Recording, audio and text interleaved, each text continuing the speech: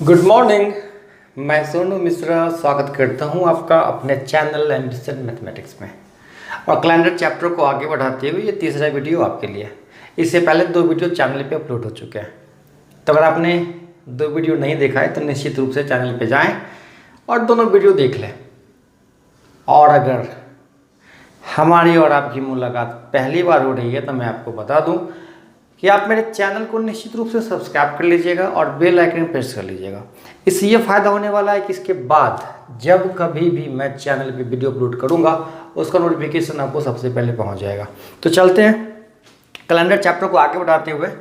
आज मैं आपको एक बहुत ही स्पेशल सवाल बताऊँगा, स्पेशल टाइप।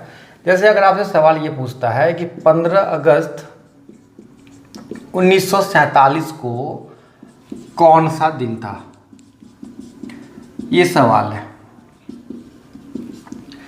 किसी भी तारीख का आपको दिन निकालना है, ठीक है। किसी भी तारीख का आपको दिन निकालना है, तो आप दिन कैसे पता करोगे? बहुत ही आसान तरीके से इस कॉन्सेप्ट पे आज हम बात करने वाले हैं। तो ऐसे सवाल को सॉल्व करने के लिए स्टेप बाय स्टेप हम बात करते जाते हैं। आप समझते चलिए क्या क्या करना है। ऐसे सवाल को सॉल्व करने के लिए क्या करना होता है, देखिए।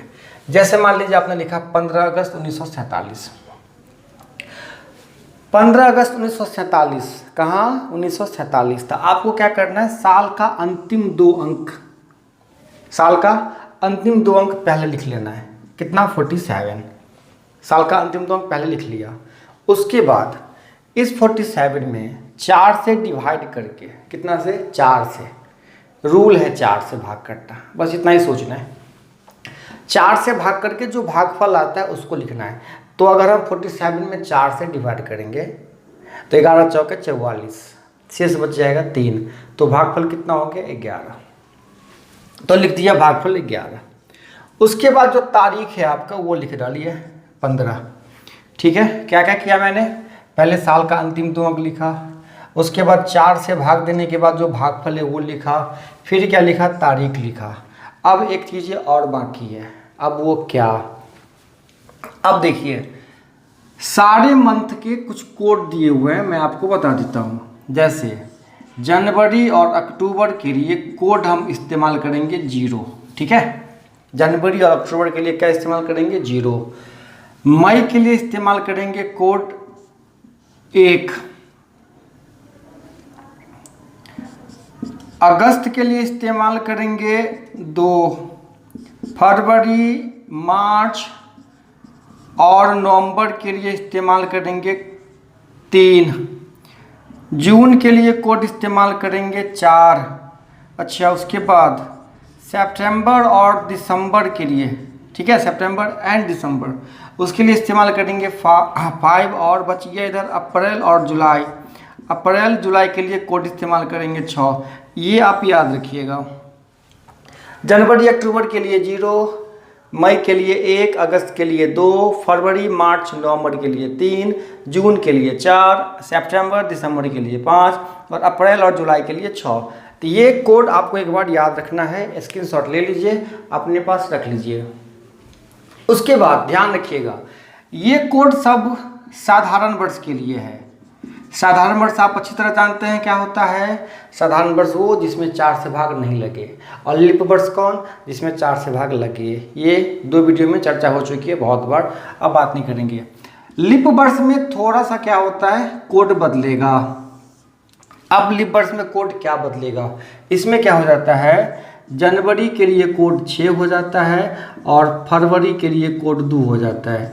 ये आपको ध्यान रखना है। जनवरी के लिए कोड कितना? 6 और फरवरी के लिए 2। बाद बाकी सारा का सारा सब कुछ वही रहेगा। अब हम आते हैं सवाल की तरफ। ये कोड आपको ध्यान रखना है, बस इतना सारा कुछ नहीं। तो पहले मैंने क्या किया था, साल का अंतिम 2 अंक लिख लिया था। उसके बाद 4 से भाग देने के बाद जो भागफल आएगा वो लिखेंगे।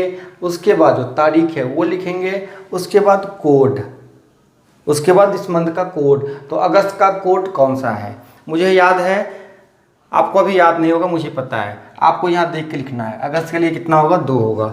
मैं लिख लिया 2। अब क्या करना है, सबको जोड़ देना, इस चारों को सबको जोड़ के 7 से भाग करना है। आप पहले भी 7 से भाग कर सकते हैं।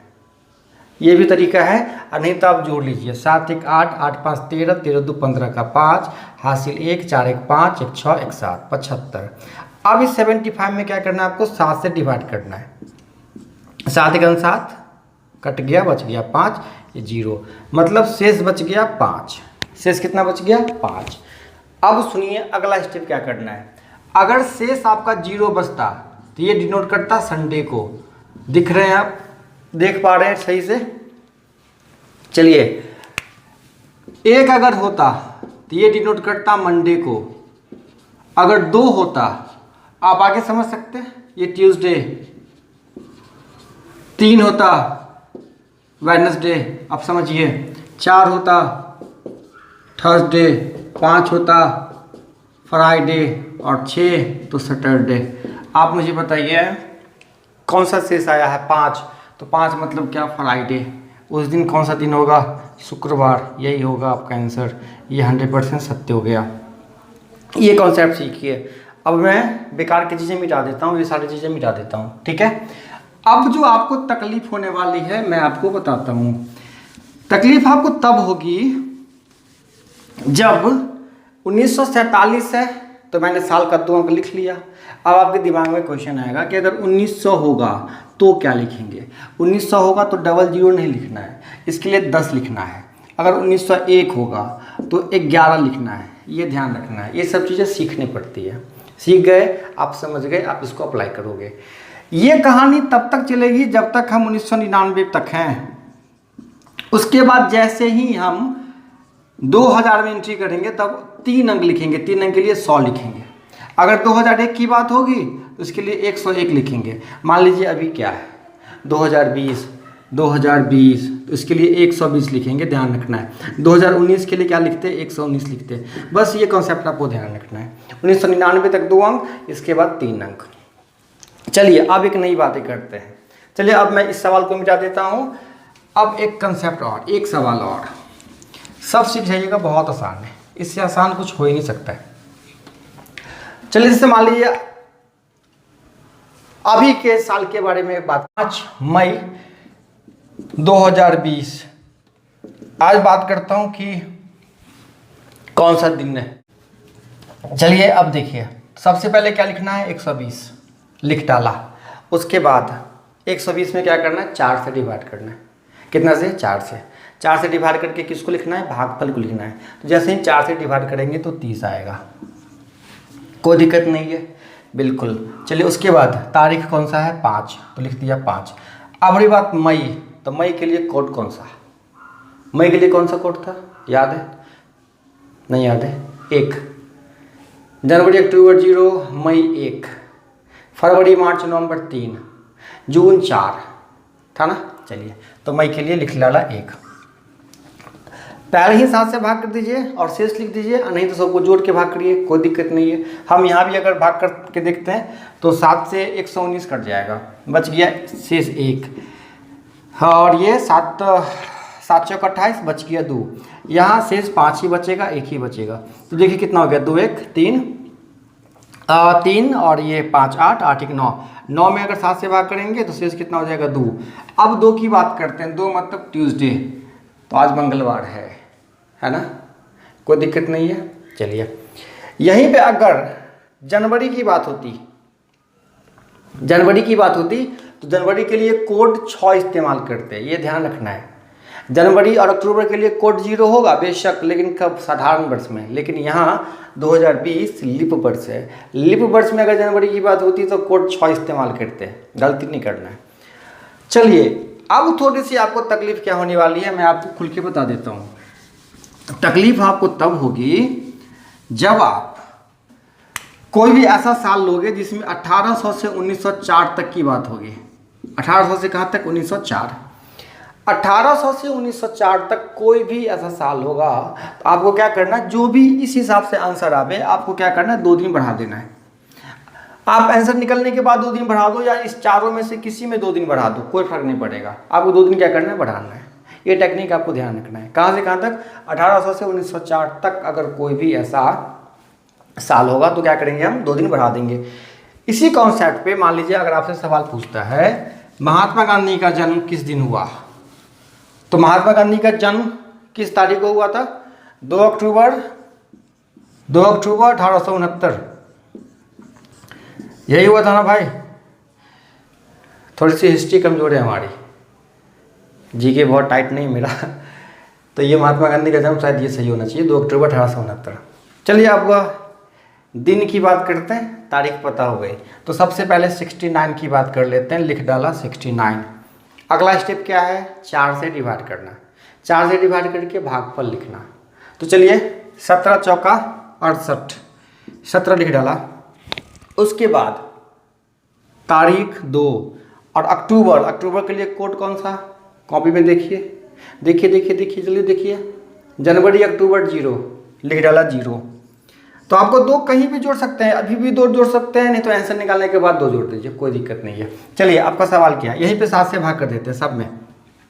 तो 7 से भाग करोगे तो कितना हो जाएगा भाई? 63 कटेगा। हाँ, शेष बचने वाला है 6। यहाँ कितना बचने वाला है? 7 दूना 14, 3, यहाँ 2 बचने वाला है। तो 6 3 9 2 11। अभी भी 2 जोड़ सकते हैं, कोई दिक्कत नहीं है। और नहीं तो फिर से 7 से भाग कर दीजिए, कितना आ गया? शेष 4। तो 4 फिर से अब 2 जोड़ दीजिए, तो 4 2 6, 6 बराबर क्या? 6 बराबर शनिवार। ये महात्मा गांधी का जन्म जो हुआ था ना, वो शनिवार को हुआ था। ये आपका आंसर है। इस 2 के लिए परेशान नहीं होना है, 2 कहीं भी जोड़ा जा सकता है, या तो शुरू में, या तो बीच में, या तो अंत में।